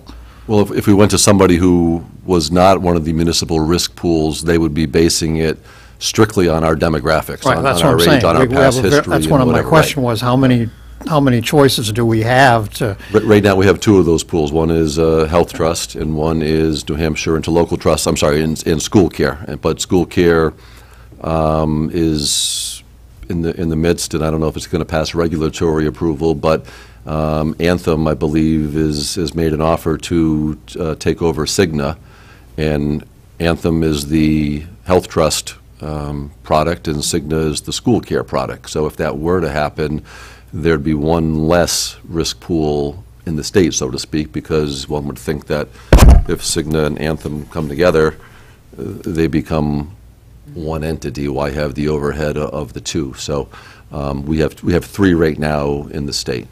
One got out a couple of years ago. Primex got out of the health business, and New Hampshire Interlocal Trust started, and they took on the Harvard Pilgrim product, which was with Primex prior to that. So if we were to go elsewhere, it would be based on our claims history, and anybody looking to underwrite us would want us to get our own proprietary information and provide it to them. I would pass along, and you all might find this interesting. We at the airport authority, we have only one employee now, so we don't offer group health insurance. And our one employee, the manager, we went last year to the Obamacare New Hampshire Health Exchange and picked a policy, and we agreed upon a compensation level and compensated him for buying that insurance on the private market. And when he went back to renew that policy for 2016, he was faced with a really stiff increase and in that same policy. And somehow, I don't remember exactly how, he got to talking with a I guess an insurance agent he knew, or somebody or other, a broker, and he got referred to a private market policy, one person, that was cheaper than Obamacare for the exact same or close to the same coverage. Now, there's no way, whoever's writing that policy, there's no way it could be individually rating one person.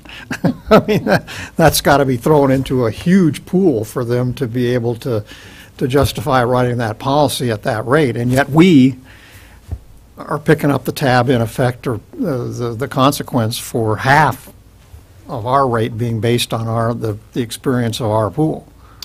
Or you could say that we're the ones who other communities are picking up, because if we've got a bad claims history, their rates are maybe higher because we're in the pool. So groups do look at it, especially for property liability, how many claims you have for damage, how many of your vehicles citywide are in accidents, so you do get rated on your... But in general, the bigger the pool, the less spikes you're going to have. Not always. Not necessarily. Not always. Not in health. Well, isn't the state retirement health thing, that's based on experience?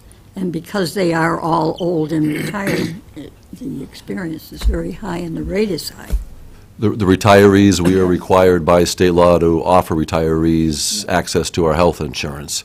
We don't pay any of their premium, but again, on our census group, our retirees do tend to make us older census-wise, but that would be the same for every community across the state. They've got to require doing it.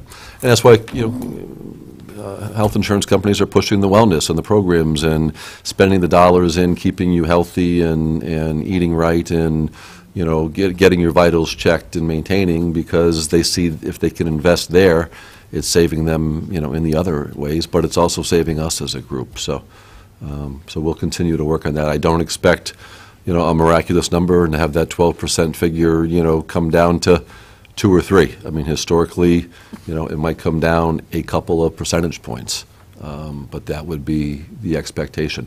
The other thing to factor in when they do their not-to-exceed rate, they're setting it in the fall, November, December timeframe. They're actually making a projection to cover the rest of this fiscal year, so through June of 16, and all of July 1st to June 30th of 17, because the new rate doesn't kick in until July 1st of 16. So they're really looking at a 21-month time frame.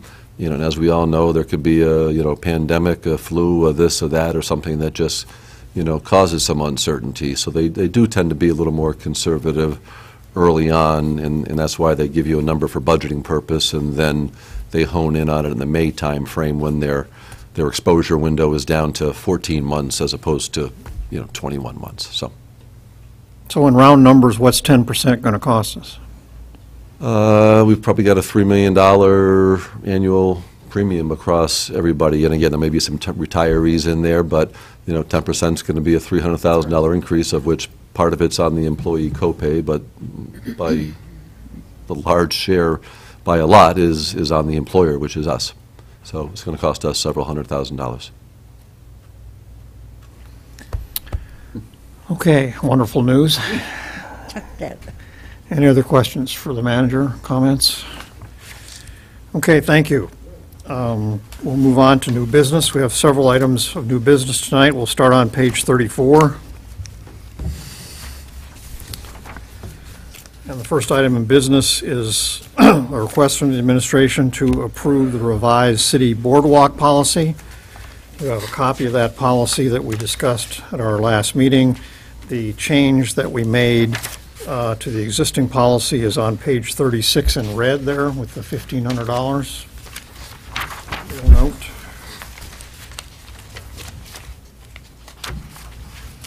Where we increased the vendor space fee from $1,250 to $1,500 per space for the 2016 rally. Everybody got that? Mm-hmm. Okay, so what we're being asked to do today is to, a motion would be in order to approve the revised boardwalk policy as presented, reflecting an increase in the vendor space fee for boardwalk spaces for Laconia Motorcycle Week to $1,500 each. Someone care to make that motion? Councilor Hamel makes that motion, and is there a second? Second. Councilor Bear seconds it. Any discussion of this motion, formalizing the policy we agreed to, policy change we agreed to at our last meeting? All those in favor, please raise a hand. We have 5 votes in the affirmative, and that policy is accepted. Policy change. Okay, next item of business, call your attention to page 37. This is an unsolicited offer to purchase a piece of city-owned property at 32 Davis Place. And in a second, I'm going to ask the city manager to explain this unsolicited offer. And but from a procedural standpoint, would note that if we decide to proceed with this, the next order of business would be to declare that piece of property as surplus, which we cannot do tonight. We would need to do that, have a public hearing first. So that's kind of the procedural thing. So that's not required that we do that. We can take that next step if we want to, or we can stop the situation now and just decline the offer as submitted. Everybody understand what we're doing procedure-wise here? We're not required to go to the next step. We can if we want to. Okay? Okay. With that, I'd call on Mr. Myers to explain the offer made on 32 Davis Place, please. Thank you, Mr. Mayor. Probably the easiest way to do this is to have you turn to page 40 and look at the map. So Mr. Bean, who was requested to make the purchase, currently owns the land that's got the red thumbtack on it at number 21. And you can see the house there at abuts right up next to the Jewett Brook there. What he is seeking to buy is the orange hashtag area that's labeled 7,383 square feet, and that's approximate, along with the Xed-off area of 916 square feet. And the city owns both of those lots, except they are parts of 2 different lots. So we just kind of differentiated. It's all city-owned It's just in different tax map IDs to it, so we've broken it out that way for you. My understanding of the sliver is that the crosshatch part and the X part taken together represent the wooded area. So the end of the Xed out area is the end of the wooded area. So if you're moving right to left, you're moving from woods into parking lot. So with that parcel, he's requested that. He's hoping to maintain in there, clean up some dead branches. We've made it very clear to him that within the area of the brook, he can't be in and cutting and, excuse me, and pulling stumps and those types of things. He's hoping just to keep it clean and safe by purchasing it. The city still has the access to the bridge area that crosses over on city land along by the Victoria Woods on the other side of the brook. Comes down, we own the remainder of that parcel. At some point, there's still thoughts about running the Riverwalk in along. We've got an easement behind the Victoria Woods coming up, crossing over that brook. We don't have any easements down in front of the Wiley property at this point, so if we don't get one there, at some point, we may cross the remainder of the city-owned parcel to connect in so that the Riverwalk can continue if it goes there. So going back to the cover memo on page 37, again, it identifies the property. It encompasses 2 parcels. Mr. Bean has offered a purchase price of $1,000. We've attached City Ordinance 183(7) and 8, which speaks about the process that the mayor outlined for declaring property surplus. I know this council has gone through this at least several times in the past couple of years with referring it to a public hearing and then making a determination. I did indicate to Mr. Bean when he came in to see me and talk about this that the city would be, or there would be some expense incurred if we were to do either it's a boundary line adjustment, lot line adjustment, subdivision. I don't know exactly legally what would need to be done, but certainly we would have to do some kind of surveying and adjustment there.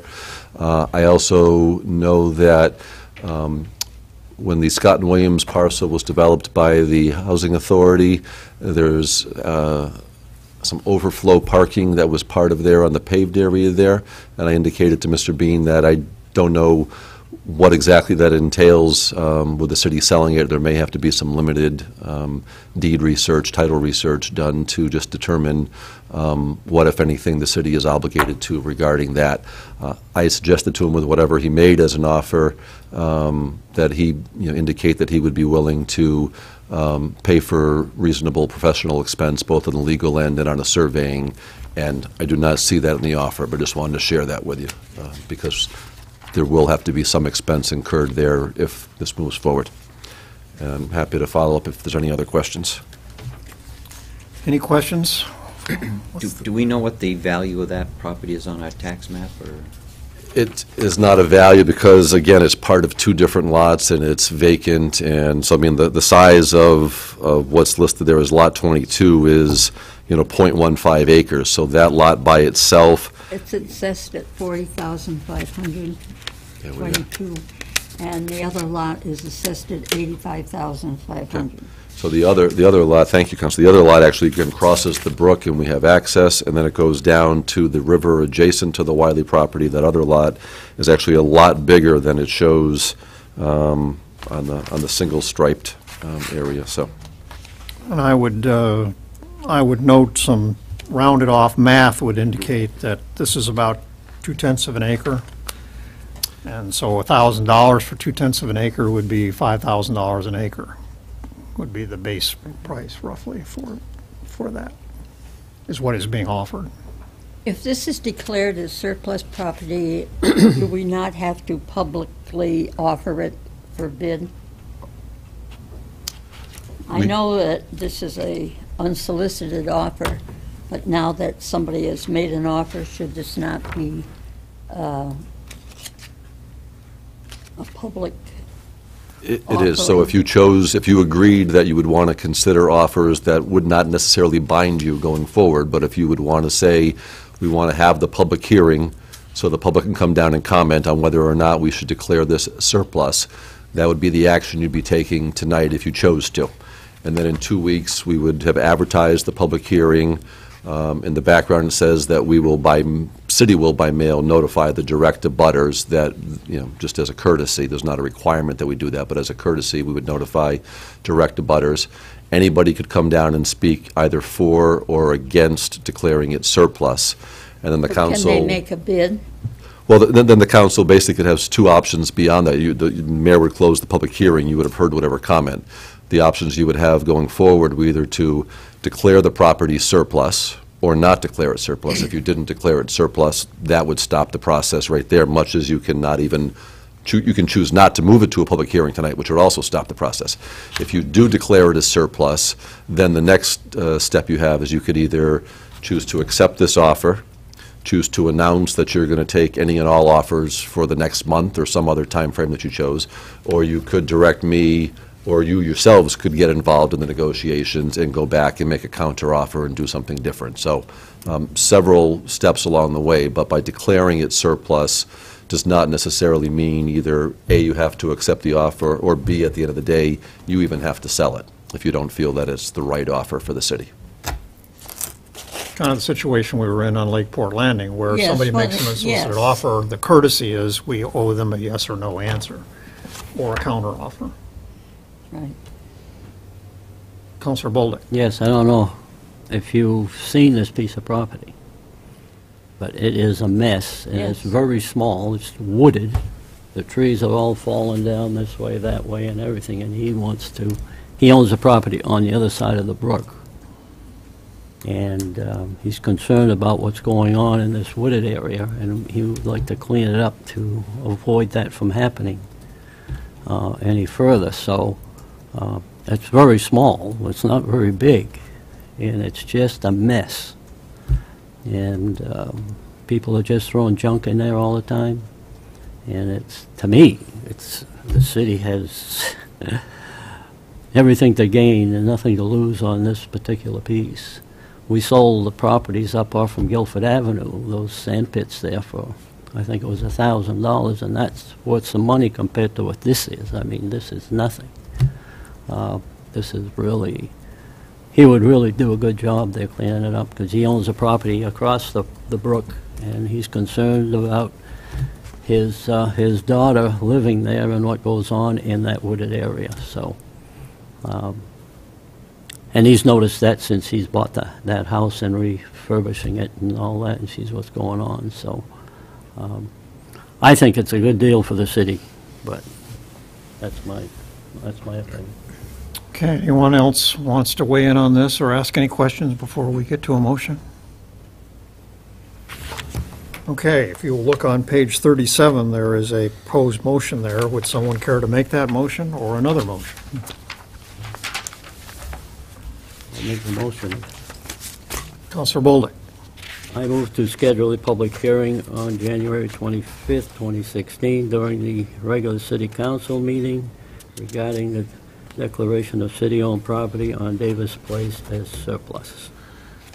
Motion has been made. Is there a second? None? Motion dies for lack of second then. Understand it. Just don't understand. So I guess that's, would we need an answer further than that? Do we need a positive motion in terms of action on this, or? If you wanted to give direction for me to follow up with Mr. Bean on anything, or if the direction is, I'm asking, is it the price, is it you don't want to sell the property? Is there any, I guess, direction for me to give Mr. Bean when I follow up with him to say that the council did not move forward on the process? Anyone care to put their thoughts in? Counselor Hamel? I'd like to find out more about the added expenses, if he'd be willing to do that. I mean, if he's only offering $1,000 and we got to do deed search, new property lines and all that, it's probably going to cost more than that. He's So- willing to do that. Well, it's not on here. Well, If it's not written, I'm not voting on it. So, that's, we've had that you got to go before. look at it. I think you got to go look at this thing. I mean, it's a piece of crap down there. And it's, Anyone else care to offer their thoughts on direction? I think as a matter of courtesy, we owe an answer. Mr. Bean, he does an excellent job in the city. He's fixed up I don't know how many pieces of property here, and I just think that it's I mean, are we Had an are we offer talking on about, We've had an offer on this property before for $20,000, which we rejected. But that was for the you're talking about the offer from Mr. Wiley? Mm-hmm. That was a different piece of Oh, that's- property. that's That was the riverfront Oh, and it property. butts the same. I think, Well, that's totally different. He's not looking to take that field. That was over here. the lines ran through It's the the mill on same. that property. So I also would, not only How many people here have seen it? Oh, I've walked it. everybody's seen that. I mean, it's Yeah. terrible. so I think in addition to the getting some sort of willingness to represent that he's willing to pick up the our costs of the transaction, I think the other piece of it is getting some sort of restriction that it is used for the purposes that Councilor Bolduc described, which is if he's trying to clean up a piece of property and trying to make that neighborhood better, that's something I can support. But if there's, want to protect that's in fact how it's going to be, the property's going to be utilized. I'd want that to be a stipulation on it. All right, does anybody on council have significant reservations about the price itself? Can we take that off the table, or are we okay with that, or? Councilor Hamel? Well, I do if it's going to end up costing the city more to do the legal work than what we're going to get for the property. I mean, why should we I turn around? understand he's willing to pay for that. That Well- was part of the deal. Then it needs to show up as part of the deal. Well, that could be clarified. So I'd like to see that clarified, and I take I'm sure Councilor that- Bolduc's representation, that's I'm where he's sure at. that that's what he's planning on, paying for that piece. And then Well, the- let me suggest a course of action here. You heard the conversation, obviously. What I would suggest is, we haven't taken an affirmative action on this. I would suggest that we table it. And it'll be put under under old business. In the meantime, you can have a conversation with the gentleman who made the offer and express the items that were mentioned here tonight and come back to us the next time we bring it up with clarifications. Okay. Does that sound good? I'll make a motion to table. All right, so we have a motion for Counselor Hamel to table this and keep it under unfinished business, second by Counselor Bolduc. Any discussion of tabling? All those in favor, please say aye. Aye. Raise a hand. Yes, 5 votes in the affirmative, and the motion is tabled.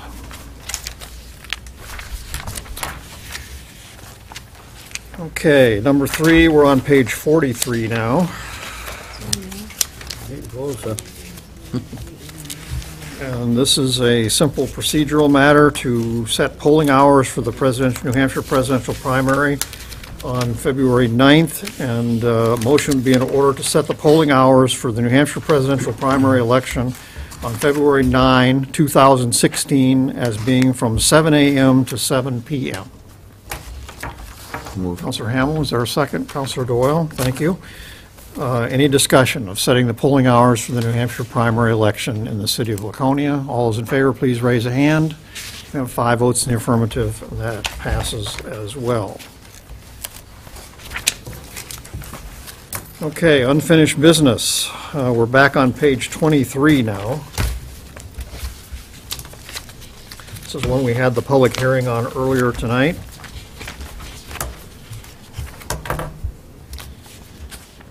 And this is with regard to the $19,956.30 grant application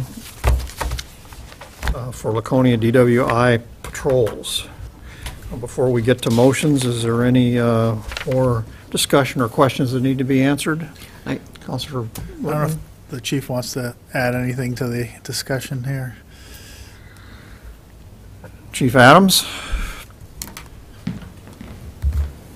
I'm not sure if there's any questions from any of the councilors. I think the city manager and you summed it up pretty nicely. Obviously, we've been using these grants now for many years. There has been a slight change in the awarding of the grant. If you notice, the amount is higher than years past. I think they've gone to more of an evidence-based distribution of the funds rather than just communities filling out an application and anticipating the results. They're actually looking for hard figures, hence the increase in the amount for this particular grant, but we do utilize, I think we have 4 or 5 grants from Highway Safety, and I think they're very worthwhile. They're dedicated officers that are out there looking for, in this particular case, impaired drivers, which is an issue here in our community. We usually have about 100 to 200 DWI arrests a year, so very worthwhile, in my opinion, for the department and the community as a whole. A question from Councilor Hamel.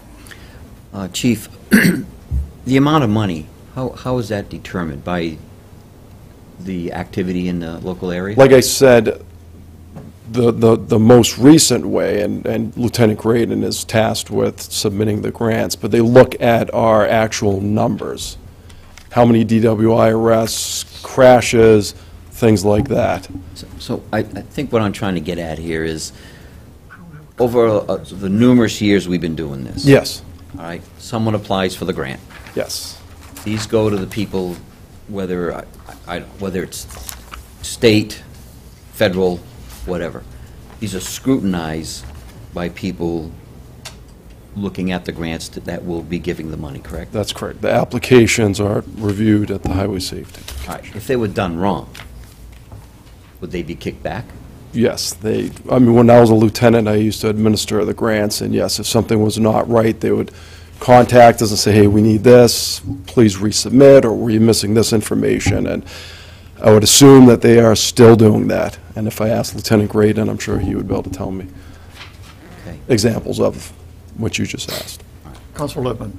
If we approve this at the next meeting or the meeting after that, how's that affect? That should not affect us adversely at all. I think these grants, I forget when it expires, but I think sometime in October or something like that. So no, we certainly could schedule enough patrols to... So if the grant expires on that date and you get it before, it can be used after that date? It's only good to the expiration. So I think I think it's September, I thought maybe October. So yes, we have to utilize that. But the counselor asked if we wait another meeting or even 2 meetings, we can still schedule those in. We don't think it was as narrow a window where it had to be used by January 2nd or 9th, or else you couldn't do No. it until September 16th or whatever the next date was. Councilor Lippman. If you wouldn't be against you wouldn't object to a motion to table to get a couple clarifications here to No. make sure we're technically doing. Nope, I understand that, and that shouldn't be a problem. I'd like to ask one question before we Sure. get to that. Could you explain to us earlier, when this, earlier was mentioned about the in-kind contribution and the city contribution, how, when you made this grant application, how you calculated that? So this is something new that I actually spoke, that wasn't around when I administered the grants, and I spoke to Lieutenant Grayton today. So it's a percentage of the overall grant amount, as I think you alluded to, the in-kind donation, prosecution. These are things that are already happening. So I asked the lieutenant, I said, will we be paying any additional money for that? And he said, absolutely not. These are all things that are already happening. We will not see an increase in our budget, overtime or anything, to make up for that for, I think it's $4,900 or something like that. But that is new. That's something I just We're not going learned. to save $1 of city money by not accepting this grant. That's right, exactly, because these things are happening. They're going to be happening anyway, so. In kind is basically the same thing as saying, like, if you get a bond for a certain amount of money, and then the city has to come up with matching type funds for it. So the in kind is Our in-kind in this lieu case is going of That's that. going to be the use of our vehicles and our gas, which would be paying for to run those vehicles on the street. We'd be using the prosecutor to do it, so that's our in-kind Court time for contribution. the officer, which. The grant that is all for the- goes- We did the Hewitt Center. Yeah. It's a little bit different. We had to raise some funds outside of, we had to get non-public money into the project. This doesn't, Yeah, but a lot of it was in kind also, I think. there were in kind. This is similar, like the large safe routes to school, the TAP grants now. We've got some in-kind contribution with some staff time and some sidewalks that we're already doing for the Riverwalk and the WOW Trail. Some money we've already agreed to expend. It's staff that's already on budget, but it's going towards sidewalks. We're able to use that as our match towards the larger funds. This is an in-kind share. We know that we've got the staff, we're not paying the prosecutor less whether he goes to court or doesn't go to court, he's on our payroll.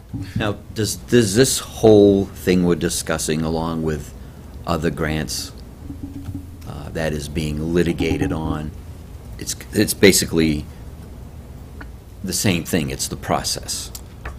Well, it's a little confusing. The other one was the drug forfeiture money, which wasn't grant, and those are things that you can't budget for because you don't know when you're getting them or not. And yet we're going through the same process of advertising, public hearing, goes into a dedicated account through, it used to be the Department of Justice, now it's the New Hampshire Department of Justice, has to be used to, in that case, assist with surveillance and cost for drug-related activity by the police department. So when these funds do come for us, they're somewhat siloed, and that's why we need to track them in a special account, so they do not get blended in with general fund account money, but they're still held within the city checkbooks.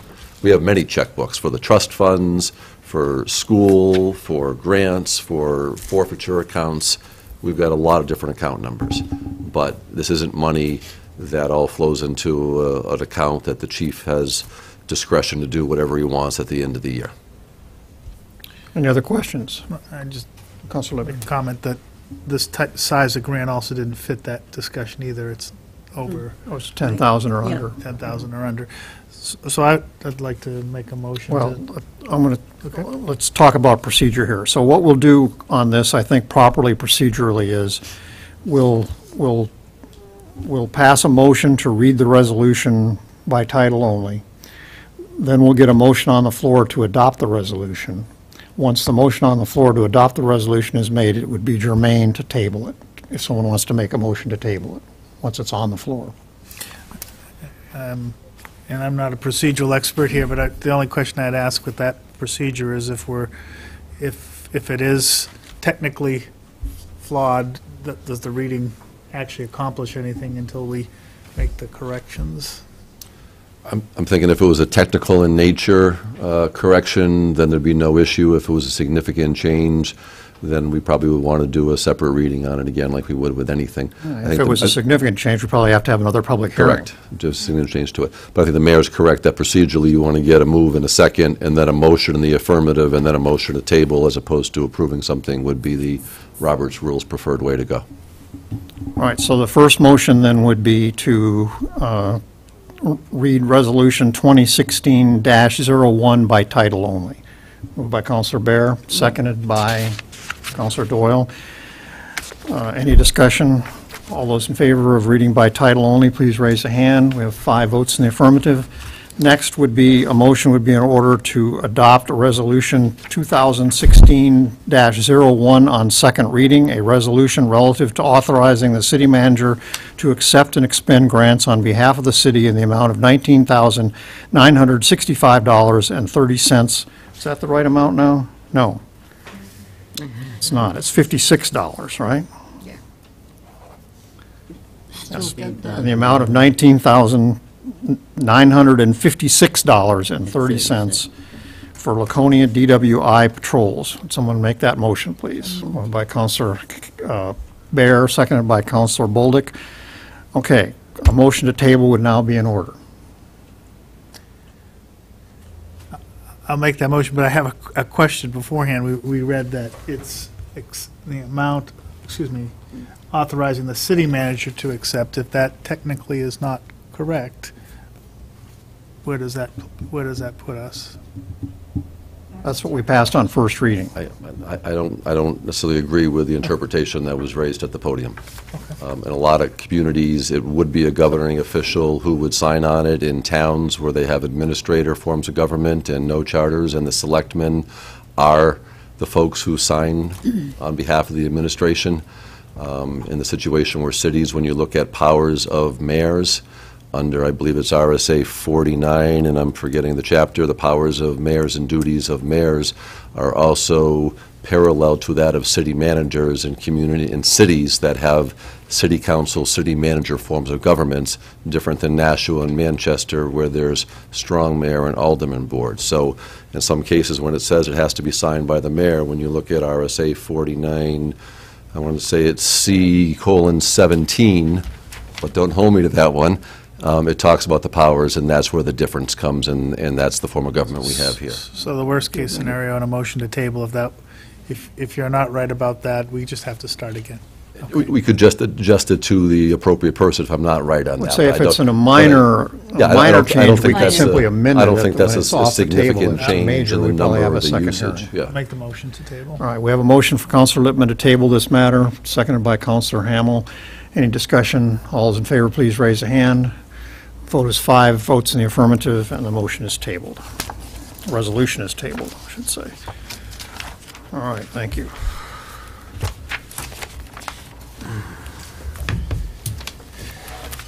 We have no nominations or elections tonight. Council comments? Anyone? Counselor Bear? Thank you for the new chairs. I didn't even notice. I bought one today, exactly the same chair for my, in my office. I'm really observant. I didn't even I notice. was waiting for one of you to say something. But the planning board was doing cartwheels the other Were night they? because they used them last week and they were all excited about My it. arm didn't fall off. No, Anything else? Okay, we have no need for a non-public tonight. Counselor Bear is happy. She can go home and watch the football game. no, thank you. He's not going to go home. All right, a motion to Please adjourn bring would be in your, order. Please bring your table of uses back with you to the next Yeah. couple of meetings so we don't have to Counselor kill Bolduc some more moves to trees. adjourn the meeting, seconded by Counselor Bear. Any discussion? All those in favor say aye. Aye. Any opposed? Motion carries, and we are adjourned at 9:02. Thank you. For those of us with short stature, the chair is